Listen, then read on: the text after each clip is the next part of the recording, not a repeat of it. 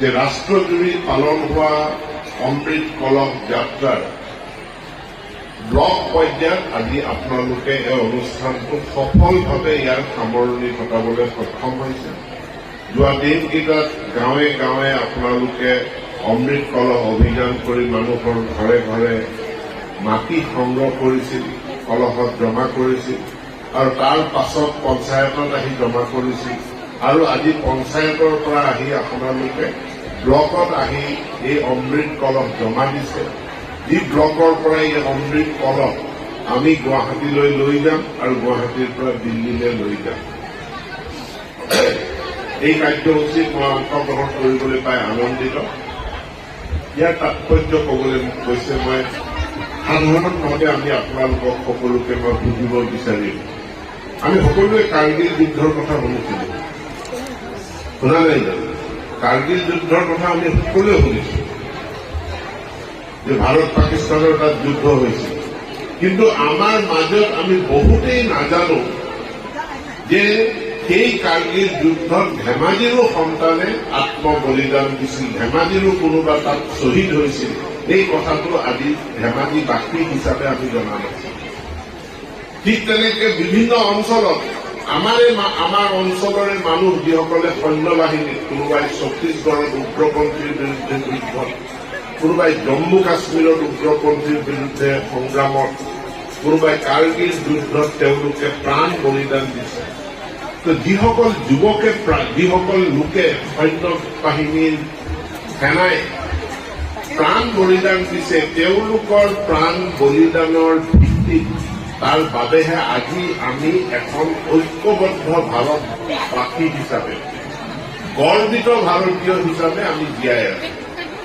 কিন্তু আমি ভাৰত মাতা কি জয় বুলি কওঁ, কিন্তু আমাৰ গাঁৱতে থকা সেই ভাৰত মাতাৰ কাৰণে আত্মবলিদান দিয়া বীৰসকলক আমি চিনি নাপাওঁ। স্বাধীনতা সংগ্ৰাম এতিয়া কেৱল ইতিহাস হ'ল। আমি যেন লাহে লাহে কৰবাত আমাৰ স্বাধীনতাৰ সংগ্ৰামীসকলক, যিসকলে নিজৰ জীৱন যৌৱন তেওঁলোকে হেৰুৱাই পেলাইছিল, যিসকলৰ আত্মত্যাগৰ কাৰণে আমি স্বাধীনতা লাভ কৰিছিলো, সেই স্বাধীনতা সংগ্ৰামীসকলৰ, তেখেতৰ অৱদানক, তেখেতৰ স্মৃতিকো আমি যেন পাহৰি পেলাইছো। আমি ভাৰতবৰ্ষ হাজাৰ বছৰ ধৰি, কেৱল ব্ৰিটিছ অহাৰ সময়ৰ পৰা নহয়, ব্ৰিটিছ অহাৰ হাজাৰ বছৰ আগৰ পৰা এই ভাৰতবৰ্ষ বিৰাজমান। ভাৰতীয় সভ্যতা, ভাৰতীয় সংস্কৃতি, ইতিহাস ই বিৰাজমান।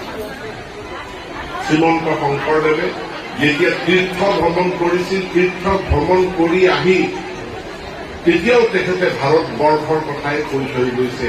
এই পুণ্য ভাৰতবৰ্ষত জন্ম লোৱাটো এটা আমাৰ কাৰণে বহুত পুণ্যৰ কথা, সেই কথা শ্ৰীমন্ত শংকৰদেৱে কৈ থৈছিল।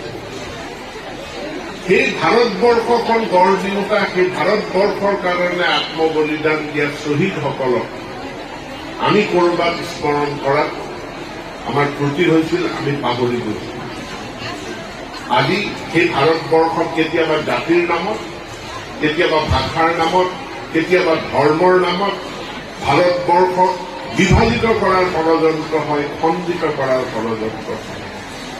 সেইকাৰণে আজি কেন্দ্ৰীয় চৰকাৰে এই অমৃত কলহ অভিযানৰ কাৰ্যসূচী লৈছে যে আমি যে এখন ভাৰত, আমি যে এক ভাৰতীয়, ভাৰতবৰ্ষ যে অখণ্ড, তাক সকলোকে সোঁৱৰাই দিয়াৰ কাৰণে এই অমৃত কলহ যাত্ৰা। ইয়াৰ কাৰ্যসূচী কি? যে মোৰ মাটি মোৰ দেশ, এখন মোৰ দেশ, এই মাটি মোৰ। কিন্তু আজি এনেকুৱা পৰিস্থিতিৰ সৃষ্টি হয়, গুৱাহাটী গলে যেন গুৱাহাটীখন মোৰ নহয়, দিল্লীখন মোৰ নহয়।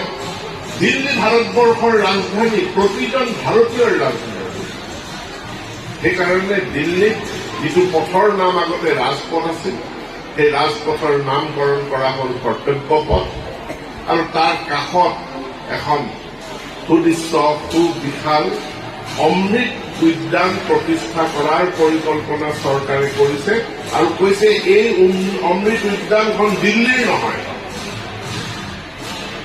এই অমৃত উদ্যানখন উত্তৰ ভাৰতৰ নহয়, এই অমৃত উদ্যানখন ভাৰতবৰ্ষৰ, এতেকে ভাৰতবৰ্ষৰ প্ৰতিখন গাঁৱৰ মাটি সংগ্ৰহ কৰি আনি এই উদ্যানত অৰ্পণ কৰিব লাগিব, আৰু এই উদ্যানখনৰ নাম অমৃত উদ্যান।